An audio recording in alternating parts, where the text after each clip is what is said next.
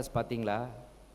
இந்த பாலாவோட படம் பிதாமகனில் கடைசியில் விக்ரம் இப்போ இருப்பார் பார்த்தீங்களா? பரட்ட தலையோட ப்ரௌன் கலரா அது மாதிரி இருக்குங்க சென்னை. இப்போ சென்னை வந்து ஒரு ஒரு மோசமான ஒரு நிலைமைக்கு தள்ளப்பட்டிருக்குது. அப்படிப்பட்ட ஒரு சூழ்நிலைக்கு சென்னை இப்போது ஆளாகி இருக்கிறது. ஆக அங்கேருந்து வரும்போது பார்த்தா அங்கேயும் தொழில் புரிகிறார்கள் இங்கே இருக்கிற பிஸ்னஸ் பீப்புள். இந்த அவரை போய் சிஎம்ஐ பார்த்து பேசினேன். ஆனால் நான் மாண்புமிகு ஓபிஎஸ் ஐயா அவர்களை பார்ப்பதற்கு முன்பே டிராக்டரில் ஜிபிஎஸ் வச்சவங்க நீங்கள் சார். டிராக்டரில் ஜிபிஎஸ் வச்சது நீங்கள் தான். இவ்வளோ தூரம் ஒரு சயின்டிஃபிக்காக டெக்னாலஜியை யூஸ் பண்ணி வெறுமனே சும்மா மரம் நட்டு தண்ணி ஊற்றி, நானும் மரம் நட போயிருக்கேன் நிறைய இடத்துல. சார் இந்த இடத்துல நட்டுட்டு போங்க சார்மா. செடி எங்கேயுமே பாக்கெட்டுக்குள்ளேருந்து எடுப்பானுங்க. பாக்கெட்டுக்குள்ளேருந்து ஒரு சின்ன கீரை மாதிரி ஒன்று எடுத்து இதை நட்டுருங்க சார். சில இடத்துக்கு போவேன், மேடத்துக்கு தெரிஞ்சிருக்கோம். சார் 15,000 சாப்ளிங் ரெடியாக இருக்குது சார், கலாம் சார் சொல்லிட்டார்ல வாங்க சார். நான் இதில் என்ன பிரச்சனைனா, நான் இந்த மரம் நடுறதுக்காக போகும்போதெல்லாம் பெருசாக ஒன்றும் நான் எந்த வித கண்டிஷன்ஸும் போடுறதில்ல. கூப்பிட்டவுடனே போயிடுவேன். ஏன்னா எனக்கு அவர் கொடுத்த வேலை, நான் 1 கோடி முடிச்சாகணும். 10 லட்சம்னு முதல்ல சொன்னார். அந்த 10 லட்சத்தை கடலூரில் முடித்தேன். முடித்த போது 10,000 மாணவர்களை பார்த்து அவர் பேசும்பொழுது, விவேக் இத்துடன் நின்று விடக்கூடாது, தமிழ்நாட்டின் முக்கியமான மனிதர்கள், நல்லெண்ணம் கொண்டோர், தொழிலதிபர்கள் அவருக்கு உதவி செய்ய வேண்டும். அவர் தமிழ்நாட்டிலே 1 கோடி மரங்களை நட வேண்டும்னு பொக்ரானில் போட்ட குண்டை விட பெரிய குண்டா போட்டார். ஆக அதுக்கப்புறம் தான் நான் ஆரம்பித்தேன்னு வைங்களேன்.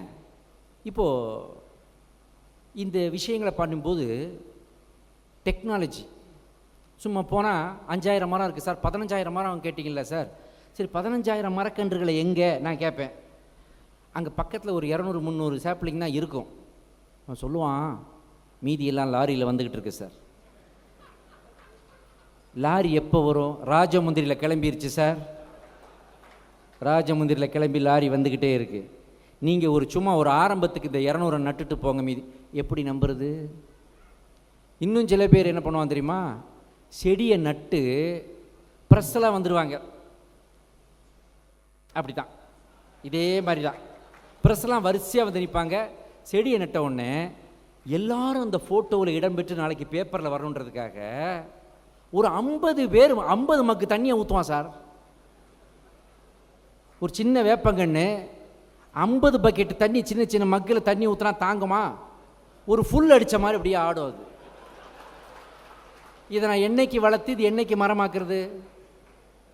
இன்னும் சில பேர் என்ன பண்ணுவோம் தெரியுமா, சார் இந்த குழியில் நடுங்க சார், இதுதான் சார் ராசியான குழி, வருஷம் இதில் தான் சார் நடுறோம்பா. புரிஞ்சவன் புரிஞ்சுக்கோ, புரியாதவன் புரிஞ்சவங்கிட்ட கேட்டு தெரிஞ்சுக்க. இப்படியெல்லாம் மரம் நட்டு தான் இந்த 27,73,000 கொண்டு வந்து நிப்பாட்டியிருக்கேன். ஆனால் அத்தனை சயின்டிஸ்டையும் தூக்கி சாப்பிட்டாங்க சார். வனத்துக்குள் திருப்பூர் குரூப்பு டிராக்டரில் ஜிபிஎஸ் வச்சாங்க சார். வச்சு அந்த டிராக்டர் எங்கே போகுதுன்றது ஒரு இடத்துல இருந்து கண்காணிச்சாங்க, அதுங்களை பராமரித்தாங்க. ஒரு டிராக்டரோட விலை 15 லட்சம். 30 டிராக்டர் இந்தியாவில் எங்குமே செய்யப்படாதது இது. இதை நான் உங்களுக்கு சொல்கிறேன். திருப்பூர் தான் முதல்ல வழிகாட்டி அதுக்கு.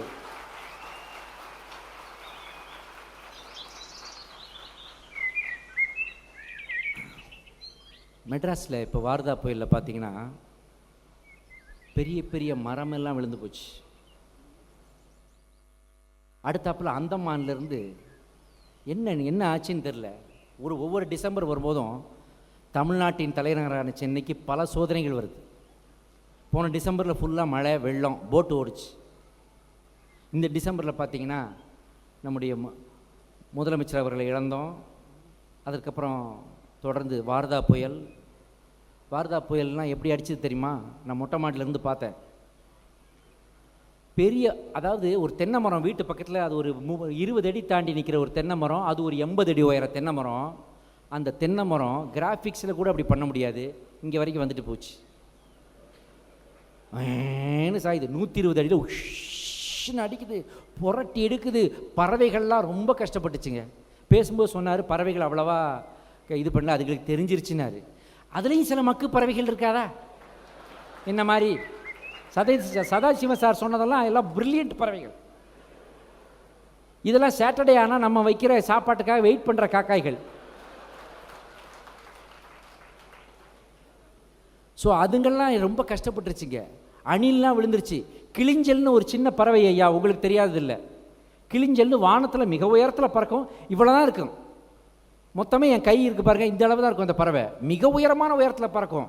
அதெல்லாம் தலை சுற்றி கீழே விழுந்துச்சு. அதெல்லாம் எடுத்து கையில் வச்சு பார்த்தோம். அணில்லாம் கூட்டை உடைச்சிட்டு கீழே விழுந்து அணில்லாம் கஷ்டப்பட்டுச்சு நிறைய. இது அடுத்தாப்புல அந்தமான்லேருந்து சிரியான்னு ஒன்று வந்துக்கிட்டு இருக்கான். எங்களுக்கு இது தேவையா? சென்னைக்கு பேசாமல் திருப்பூர்லேயே செட்டில் ஆகிடலாமான்னு பார்க்குறேன். என்னோட ரெக்வஸ்ட் என்னென்னா, திருப்பூரில் இவ்வளோ நல்லா பண்ணுறீங்க, இங்குள்ள பல தொழிலதிபர்கள் சென்னையில் வணிகம் செய்கிறீர்கள், சென்னையை கொஞ்சம் நீங்கள் பார்த்துக்கிட்டு திருப்பூரில் அழகாக பண்ணியிருக்கீங்க. 3,60,000 மரங்களை நட்டிருக்கிறீர்கள். இன்னும் ஒரு 3-4 வருஷத்தில் திருப்பூர் எப்படி இருக்கும் தெரியுமா? இந்த ஸ்டேஜ் மாதிரி இருக்கும். அப்படி வளர்ந்து நிற்கும் மரமெல்லாம். ஆக்சிஜன் குறைபாடு இருக்காது. அவ்வளவு நல்லது பண்ண போகுது இந்த மரங்களெல்லாம். மரங்களுடைய உயர்வையெல்லாம் மிக அழகாக சொன்னார். சதாசிவம் சார் தானே உங்கள் பேர்? சதாசிவம் சார் சொன்னார், ரொம்ப அழகாக சொன்னார். அழகான கதையெல்லாம் சொன்னார், நல்ல விஷயங்களெல்லாம் சொன்னார். ஆனால் கொஞ்சம் சென்னை பக்கம் வந்து என்னுடைய வேண்டுகோள், ப்ரெஸ்லாம் இருக்காங்க, மீடியாலாம் இருக்காங்க, என்னுடைய வேண்டுகோள் என்ன தெரியுமா? கொஞ்சம் இந்த முக்கியமான இடங்கள், பாண்டி பஜார், வெங்கட் நாராயண ரோடு, ஜிஎன் செட்டி ரோடுலாம் நூற்றுக்கணக்கான மரங்கள், பெரிய பெரிய. அது இன்னொன்றுங்க, வாழ்க்கையின் தத்துவத்தை வார்தா புயல் சென்னையில் சொல்லியது. சென்னை மூலமாக உலக மக்களுக்கு சொல்லுது. என்ன தெரியுமா? அந்த 120 கிலோமீட்டர் 150 கிலோமீட்டர் அடித்த புயலில் விழுதுகள் விட்டு அசைந்து கொடுக்காமல் நின்ற ஆலமரங்கள் விழுந்து விட்டன, வேரோட புடுங்கிருச்சு. வளைந்து கொடுத்த தென்னை மரங்கள் விழவில்லை. முருங்கை மரம் தான் இருக்கிறதுலையே வீக்கும்பாங்க. முருங்கை தான் இருக்கிறதுலையே வீக்கு. முருங்கை மரங்கள் கூட தப்பித்தது. ஆனால் இருக்கிறதுலையே ஸ்ட்ராங்ன்ற புளிய மரங்கள் கூட விழுந்தது. ஆக நான் தான் பெரிய ஆளு நிமிந்து நின்னான்னா அவன் விழுவான்.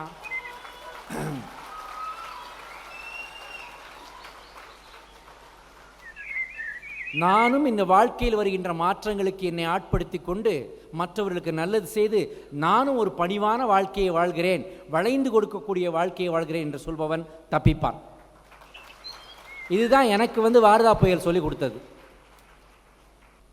எந்த ஒரு புதிய முயற்சியை எடுத்தாலும் அது 3 நிலைகளை கடந்தாக வேண்டும். இது சொன்னது யாருன்னு அப்புறம் சொல்கிறேன். If you venture new steps, you have to come across 3 phases. 3 நிலைகளை கடந்தாக வேண்டும். 1, எதிர்ப்பு. முதல்ல எல்லாரும் உங்களை இது உனக்கு தேவையான எதிர்ப்பாங்க. கொஞ்சம் ஓரளவு நீங்கள் அதை செய்து கொண்டிருக்கும் பொழுது, ஆகா இவன் ஆரம்பிச்சிட்டானே, ஒருவேளை நல்லா செய்து முடிச்சிருவானோ அப்படின்ட்டு ஏளனம் செய்வார்கள். உங்களை கொஞ்சம் டிமாரலைஸ் பண்ணுறது. ரெடிக்யூல். ஃபஸ்ட்டு அப்போசிஷன், 2வது ரெடிக்யூல், ஏளனம் செய்வார்கள். 3வது தொடர்ந்த முயற்சியில் வித் இன்டென்சிட்டி அண்ட் கன்சிஸ்டன்சி, தீவிரத்திலும் தொடர்ந்த தீவிரத்திலும் நீங்கள் ஜெயிக்கும் பொழுது 3வதாக உங்களை ஏற்றுக்கொள்வார்கள். Any new venture has to pass 3 stages. 1, opposition. 2, ridicule. 3, acceptance.